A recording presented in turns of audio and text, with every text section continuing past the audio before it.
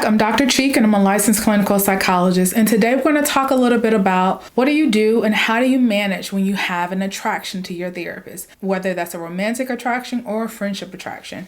What do you do with those emotions and that attraction? So first, we're going to focus a little bit on what you can do as a client. And then we're going to talk a little bit about what ethical guidelines and rules guide the relationship that a psychologist can have with the client outside of the therapy room. Now, I want to focus on things you can do as a person who has an attraction to their therapist. First things first is for you to think about or take into consideration if you truly have an emotional attraction or an attraction to this therapist, or are you experiencing what we call transference. Now, transference is when we project onto or transfer the emotions that we either have for a past person or a present person onto our therapist. These emotions can be unexpressed emotions, these emotions can be idealized emotions, or these emotions themselves can be true emotions, but we sometimes have to parse through and think about how do we truly feel about this person. So do I have an actual attraction to this person, or am I seeing this person as someone from my past, whether that's my parent or another caregiver?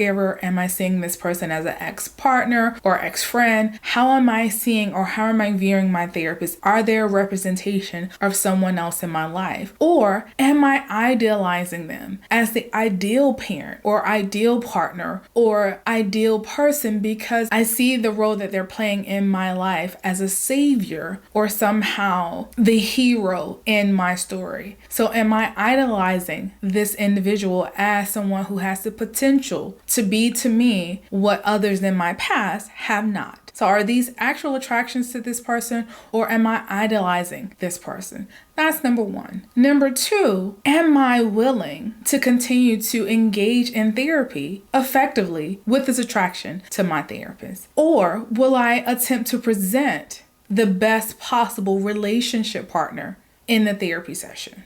Because what we tend to do when we are attracted to someone is that we try to present in the best way possible. We try to present in the best light. So the question is, will I engage fully in treatment, or will I do what sometimes appear as fake good? And what it looks like to fake good is for you to continue to come in therapy sessions, presenting as if nothing is wrong, everything is going well, having this overly positive outlook on the things that has happened in the past or for future outlooks, because the goal in those moments is not to get treatment. The goal in the moment is to attract the person that I feel like I have an attraction to, and my fear is that they will not be attracted to me if I'm not doing well mentally. So I'm presenting in the best possible light to maintain this attraction, which does not really help when you're in a therapy session. In therapy, there is a need to actually be able to be very open and honest about how you're feeling and how you're dealing with life circumstances in order to get the best possible treatment or therapy within these treatment sessions. So, are you willing to continue to put in full effort in the therapy sessions, or are you going to fake good in order to maintain or attempt to maintain a connection or attraction to the therapist? Now, lastly is trying to take stock and understanding that the emotions that you may have towards your therapist may not be a true reflection of the emotions that you have towards them. It may be, like I stated earlier, transference. And if it is, how do you deal with that? And in most cases,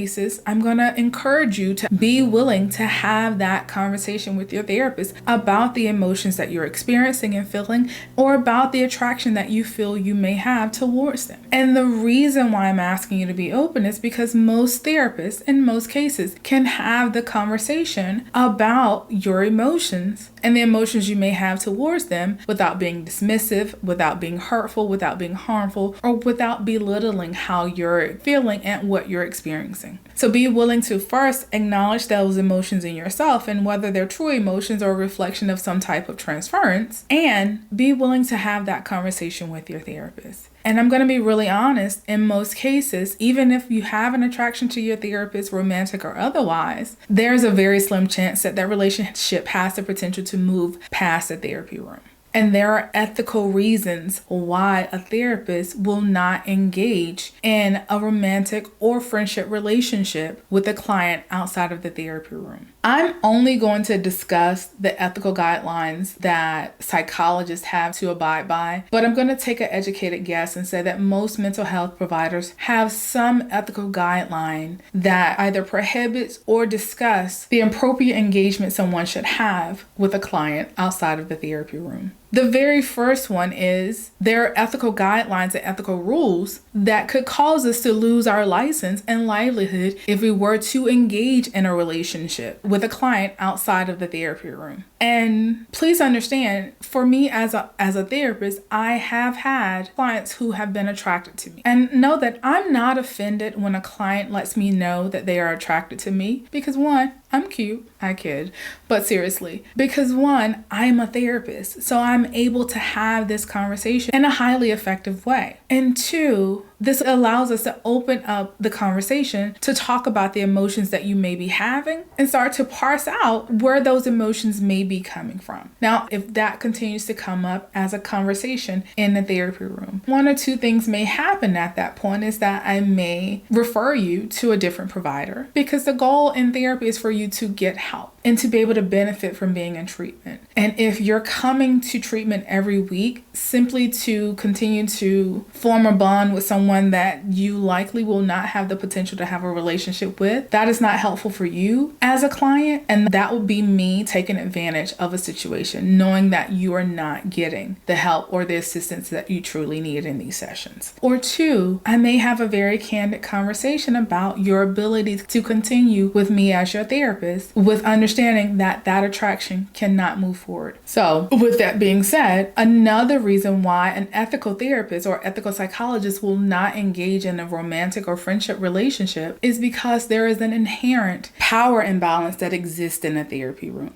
When you come to therapy, you are coming to therapy not because things are going so well in your life. You just simply want to tell someone about it. You're coming to therapy because there is something in your life that's not going according to plan, that is not going well. And when you're coming to therapy, you're coming very open and vulnerable in most cases. And you're looking to the therapist to be the expert in the room, not only on human behavior, but sometimes on your life as well. So there is an inherent power imbalance in that relationship, and that I'm seen as a psychologist as someone who's the expert, and you're seen as the person who's living these experiences as a novice. So I'm already seen as someone who has a higher position or a higher status, at least in this therapy room, than the client. And that power imbalance can continue to trickle over into a personal relationship. And unfortunately, sometimes when you're dealing with unethical people, that power balance can maintain or persist in a relationship outside of the therapy room. And this is why we've had to put these guidelines into place, because people have been taken advantage of in certain ways because of that power imbalance. So being able to understand that if you are dealing with an ethical psychologist or ethical individual in the therapy room, 9 times out of 10, they're not going to entertain a relationship because they understand